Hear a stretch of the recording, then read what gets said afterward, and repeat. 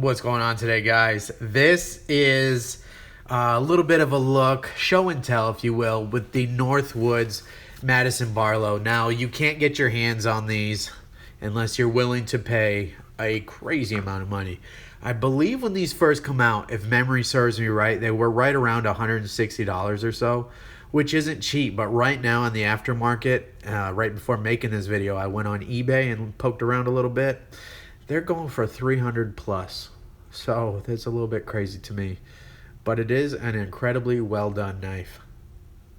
I kind of just wanted to show it off because, let's be honest, the last Northwoods video I did, I don't know why I'm singing, was not so great. Getting a little goofy. I think this is like my third video I've shot here today. So this is the everyday Barlow with its off-centered blade and all that. Wish they would have done so much better on that. But that's the difference between Queen. Let's go ahead and get some Northwoods out here. Let's get one of these daddies out here. Still love this one. And what about this? Fremont Jack. Are they going to bring that model back? That'd be nice, wouldn't it? All right, let's put these over here. So if you're not familiar, Northwoods is Derek Bones of Knife Ship Free. He bought the rights to sell, the Northwoods knives. Not only sell them, but it's his brand. So he designs different models and different things, and he has a really nice eye. And he put together this large Barlow here.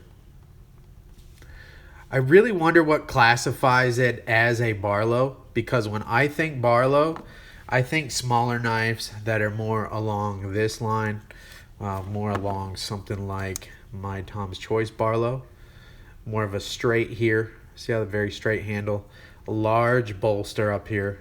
These are working knives, so it's supposed to add more stability side to side.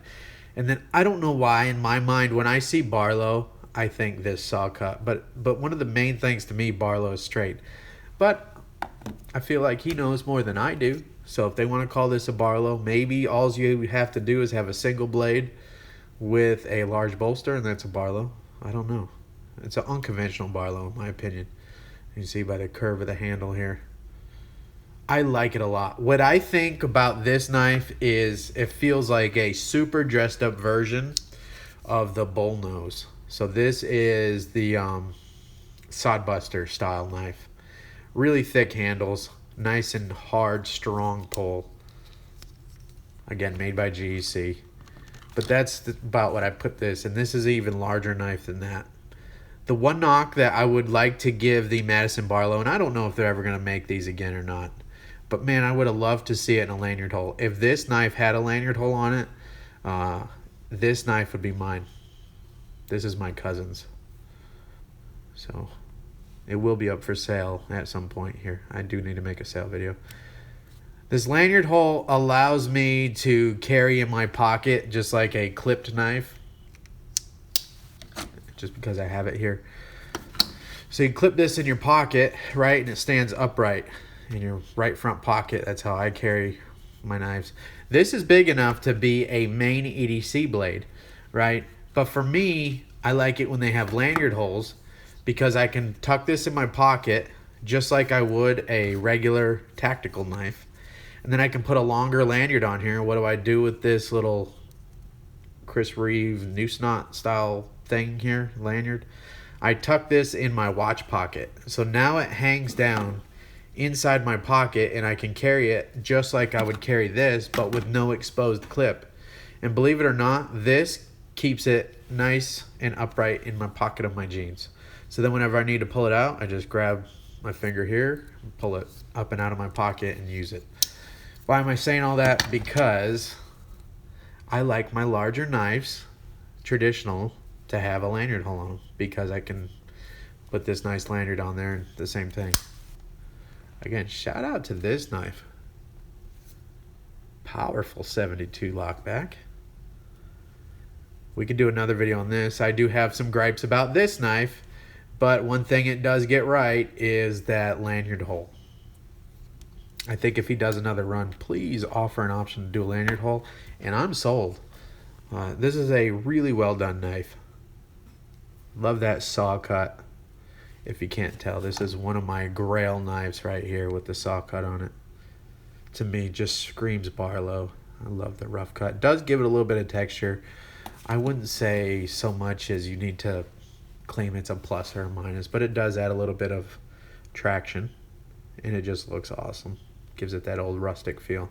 Now, one thing too about the Madison Barlow is it's not that rustic style that they're kind of known for on most of their knives. Like my, gosh, what is this called now? How can I forget?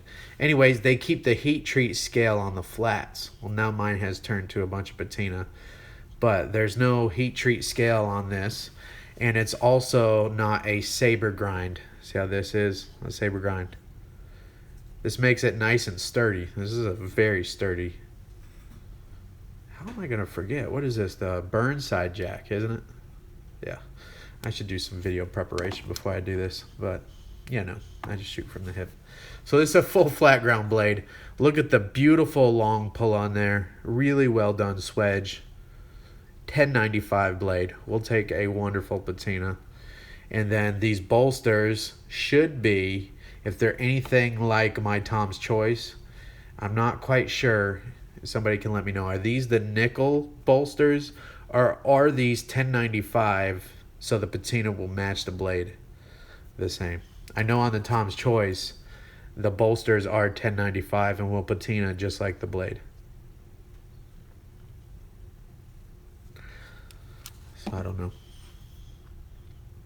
That's the Madison Barlow though. And I know this video is a little out of date. Fit and finish. I like it a lot. Now, some people do complain a little bit that they're a little aggressive when they polish these. And some of the corners, and GEC does do this sometimes, where some of these corners don't quite match up to the bolster like they should.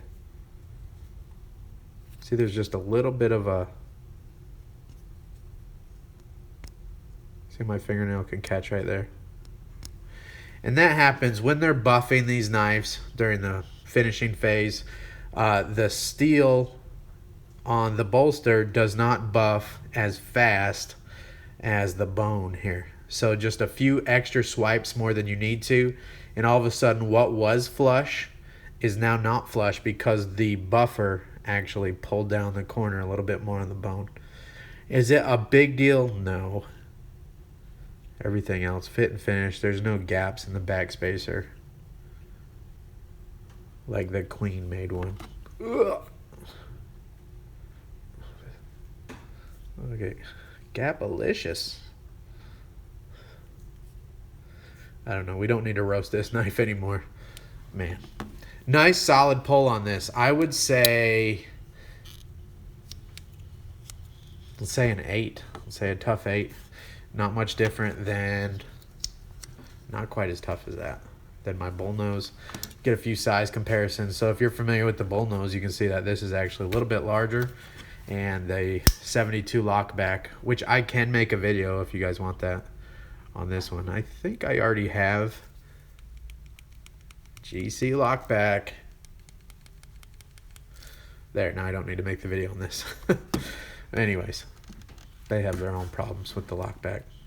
Very sturdy, but you can see this is a pretty large knife. Fits my hand perfect, and the Madison Barlow is even larger than that. Feels great in my hand. The way this swells out feels very secure. Great design. They do call it the Madison Barlow. I'm not quite sure if it's a conventional Barlow as I consider a Barlow, but then again, I am not the, the authority on what's a Barlow and what's not.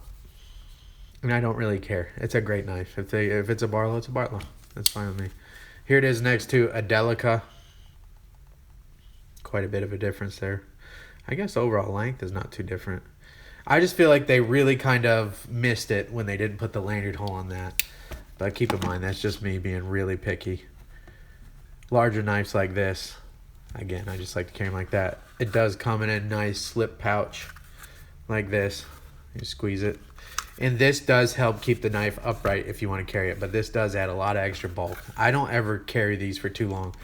I bought this as well from Northwoods, from the Knife Ship Free. If you're wondering, that is the only like official place to get them, the Northwoods brand, because it's Derek Bowen's brand.